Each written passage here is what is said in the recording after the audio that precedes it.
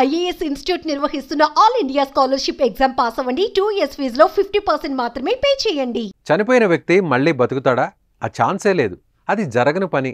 చనిపోయి మళ్ళీ బతకడం అసాధ్యం. అలా జరిగితే అది అద్భుతమే. ఆ అద్భుతమే జరిగింది ఇప్పుడు. చనిపోయిన వ్యక్తి మళ్ళీ బతికాడు.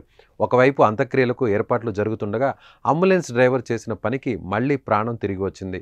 దీంతో ఆ కుటుంబ సభ్యుల రోదన లాగి వారి కళ్ళలో ఆనంద బాష్పాలు కనిపించాయి. అసలు ఏం జరిగింది? వైద్యులు చనిపోయాడు అనుకున్న వ్యక్తి ఎలా బయటపడ్డాడు? అంబులెన్స్ డ్రైవర్ ఏం చేశాడు? ఈ వీడియోలో చూద్దాం.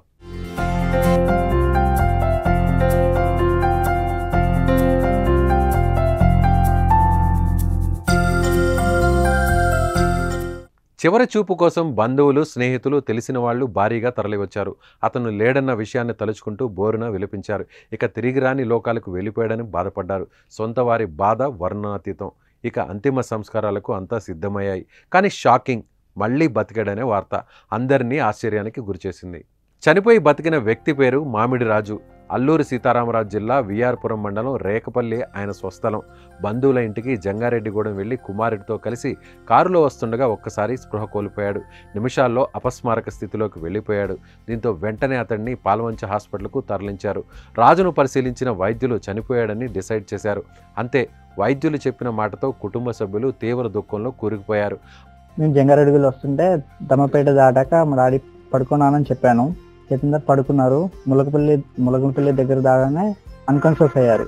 అన్కాన్షియస్ అయితే నాకు భయం వేసి నేను కార్ పక్క కాపి చూస్తే మొత్తం నోట్లోంచి బుర్రలు వచ్చాయి. కొంచెం ఆవేశంలాగా వచ్చింది. వెంటనే మాకు అక్కడ బంధువులు ఉంటే ఆయనకి ఫోన్ చేసి చెప్పాను. చెప్తే ఆయన వెంటనే అక్కడ పాల్వంచ హాస్పిటల్కి తీసుకెళ్ళి చూపిస్తే చాలా క్రిటికల్గా ఉందని చెప్పారు. వెంటనే అక్కడ నుంచి కొత్తగూడెం తీసుకెళ్ళాం. అక్కడ నుంచి కిమ్స్ హాస్పిటల్ అంబులెన్స్ డ్రైవర్ త్వరగా ఖమ్మం తీసుకెళ్ళాం. ఆరోగ్య హాస్పిటల్కి వెళ్తే అక్కడ మహిళా డ్యూటీ డాక్టర్ చనిపోయారని నిర్ధారించారు. మరోవైపు చనిపోయిన వ్యక్తి డెత్ సర్టిఫికేట్ కోసం ఖమ్మం ప్రభుత్వ హాస్పిటల్కు తీసుకెళ్లేందుకు భద్రాచలానికి చెందిన మహాశ్రీ అనే అంబులెన్స్కు సమాచారం ఇవ్వగా కట్టప్ప అనే డ్రైవర్ అంబులెన్స్ని తీసుకుని వచ్చాడు.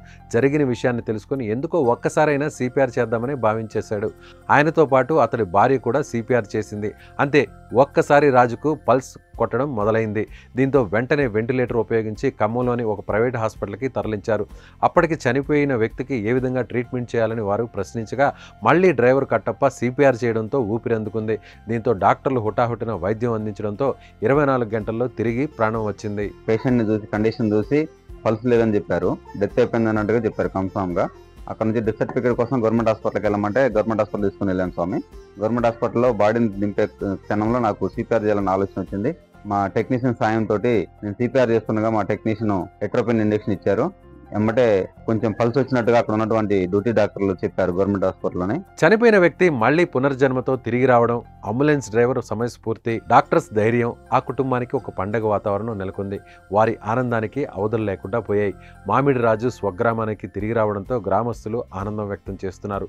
మామిడి రాజు ప్రాణాలను కాపాడిన అంబులెన్స్ డ్రైవర్ దంపతులను కుటుంబ సభ్యులు సన్మానించారు. చావు అంచుల వరకు వెళ్లి బతికి వచ్చిన వాళ్ళని చూసి ఉంటాం.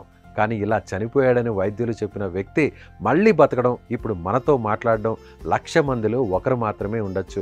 రాజుకు నిజంగా ఇది పునర్జన్మనే. అంబులెన్స్ డ్రైవర్గా కట్టప్పకు రాకుండా వేరే వ్యక్తి వచ్చి ఉంటే ఈరోజు రాజు ప్రాణాలతో ఉండేవాడు కాదు. అతడు చేసిన సిపిఆర్ రాజు ప్రాణాన్ని నిలబెట్టింది. వారి కుటుంబంలో ఆనందాన్ని నింపింది. ఈ విషయంలో కట్టప్పకు హ్యాట్స్ ఆఫ్ చెప్పి తీరాల్సిందే. మరి మీరేమనుకుంటున్నారు?